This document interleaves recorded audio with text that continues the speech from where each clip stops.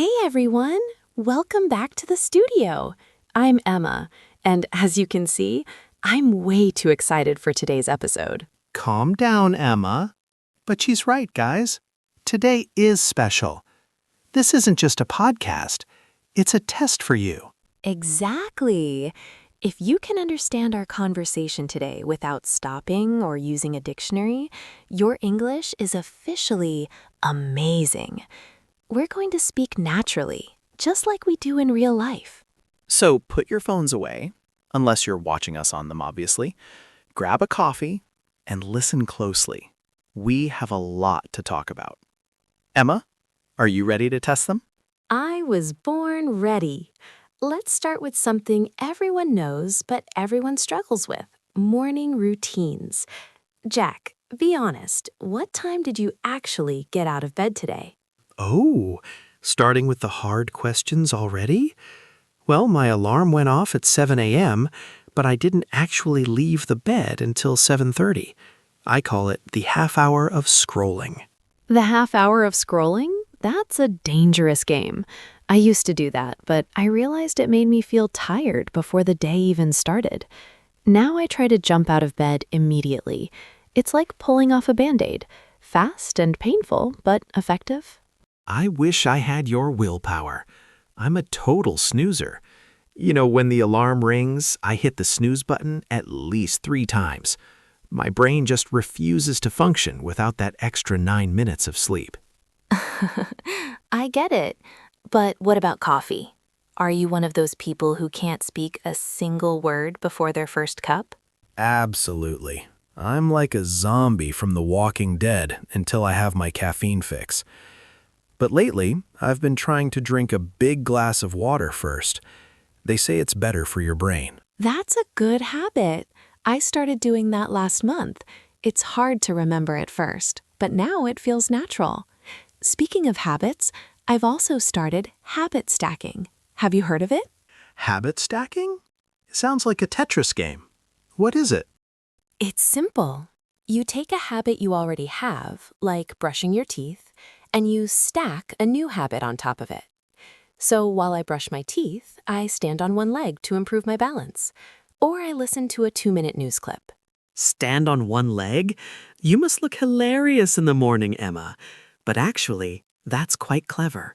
It's all about making small changes, right? Most people try to change their whole life in one day, and they fail by Tuesday. Spot on! By the way, listeners, did you catch that? Spot on means exactly right. Jack, you're becoming quite the English teacher today. I'm trying. But seriously, if our friends listening understood that whole part about snoozing and habit stacking, they are doing great. Should we make it a bit more interesting in the next part? Definitely. Let's talk about why we are all so addicted to these little glass rectangles in our pockets. All right, Emma.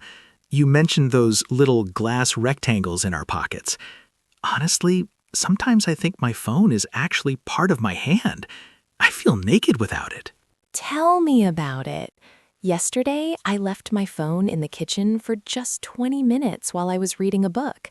And I swear, I reached for it like 10 times. It's like a reflex. It's a total addiction. Have you checked your screen time lately? Mine told me I spent 4 hours on social media last Sunday. 4 hours!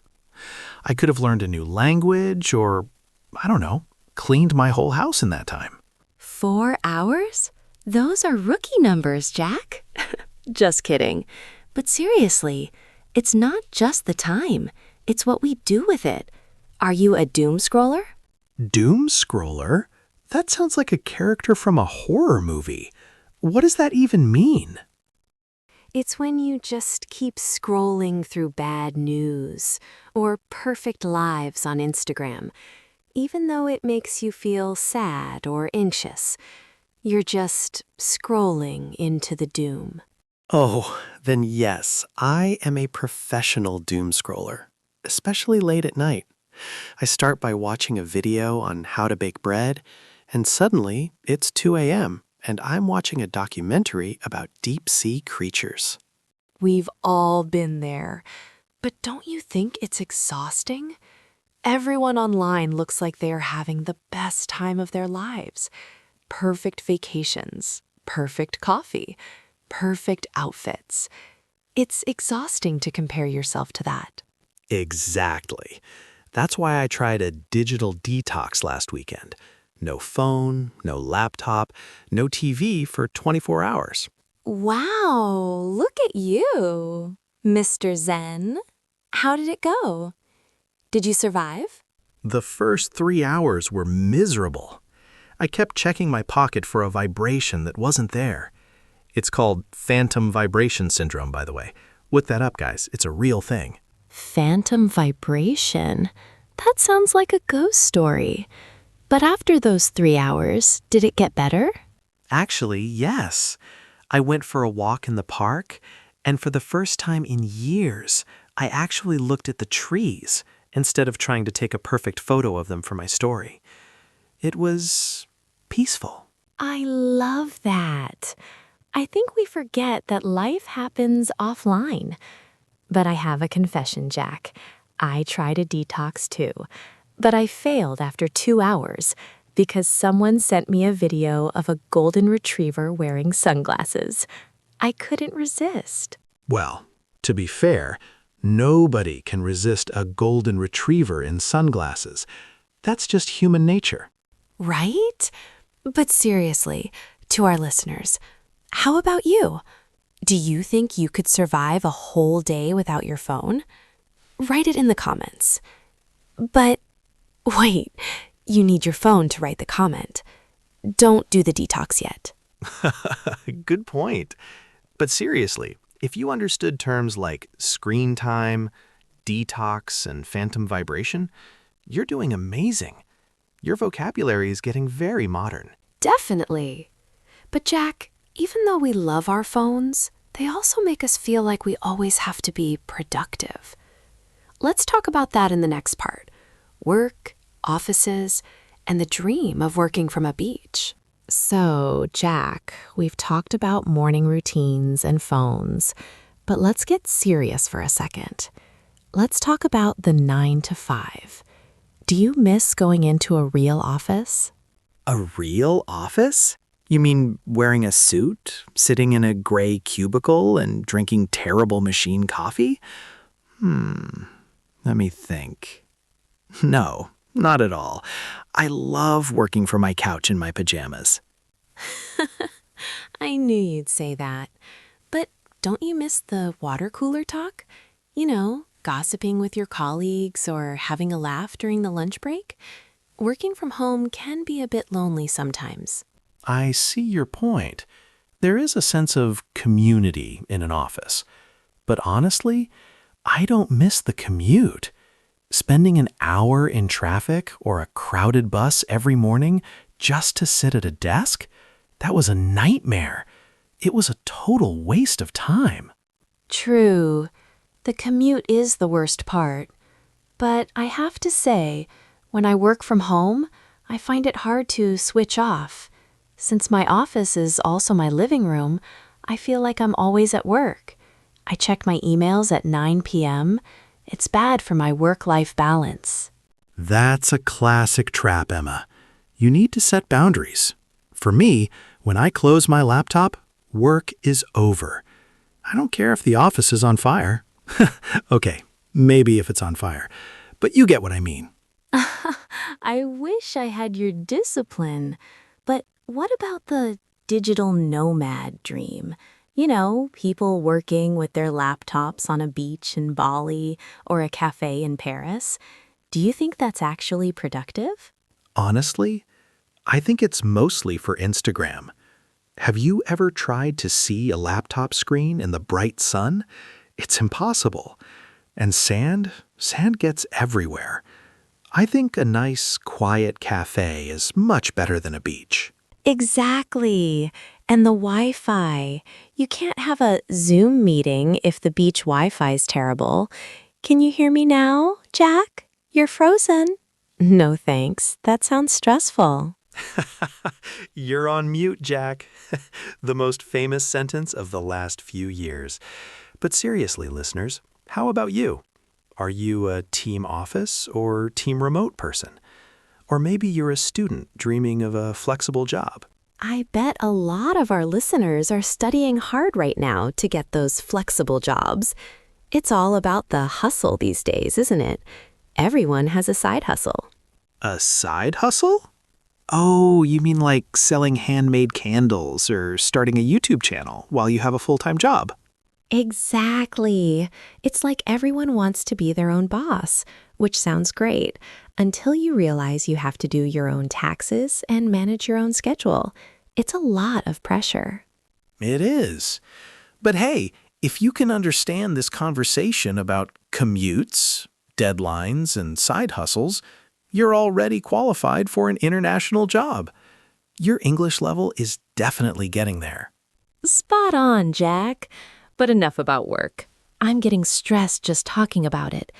Let's pack our bags and go somewhere else in the next part.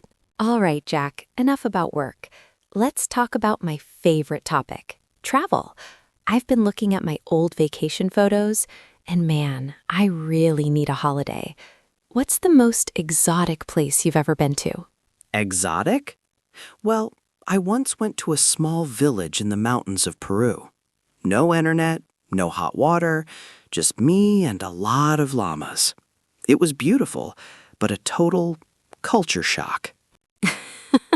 A culture shock, I bet.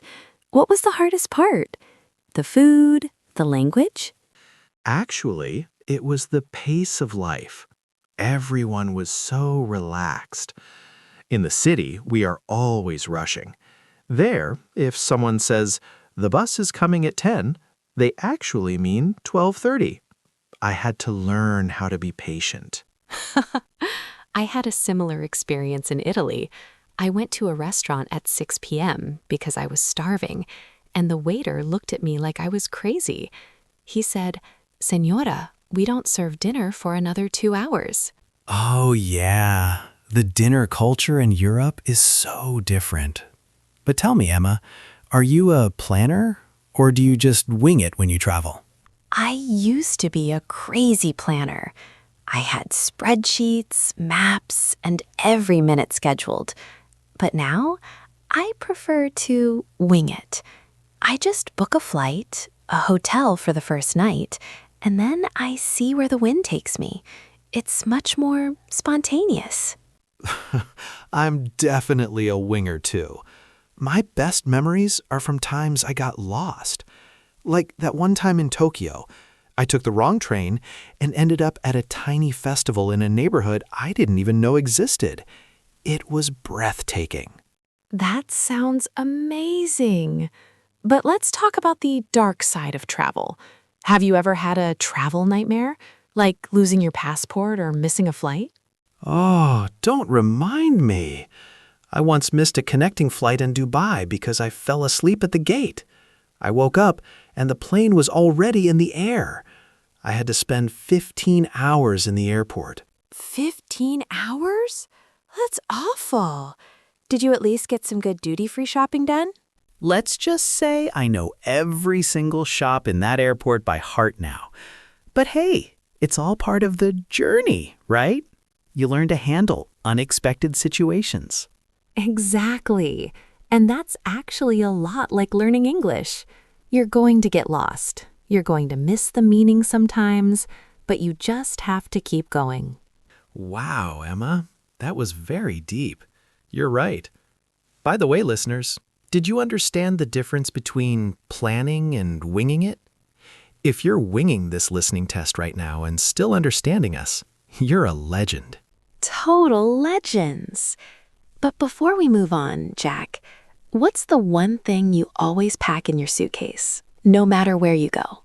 An extra pair of socks and a universal power adapter. Boring, but essential. You? A physical book. Because you never know when your little glass rectangle will run out of battery in the middle of a forest. You know, Emma, talking about travel and books made me think. We're always trying to improve ourselves, aren't we? New habits, new languages, new hobbies. It never ends. It's true. We're obsessed with becoming the best version of ourselves. But let's be real for a second. It's exhausting. Last month, I decided to learn how to play the ukulele. I watched 2 videos, my fingers hurt, and now it's just sitting in the corner of my room gathering dust. Gathering dust. That's a classic. I have a yoga mat that's been gathering dust for 2 years. I think the hardest part of learning anything new is the beginning phase. You feel so stupid at first, don't you? Exactly. You feel like a child again. You want to be an expert immediately, but you forget that practice makes perfect. Whether it's the ukulele or a new language, you have to be okay with making mistakes. That's a huge point, especially for our listeners right now. Many people are afraid to speak English because they think their grammar isn't perfect. But honestly, I'd rather talk to someone who makes mistakes but has a great personality than a robot with perfect grammar. I couldn't agree more.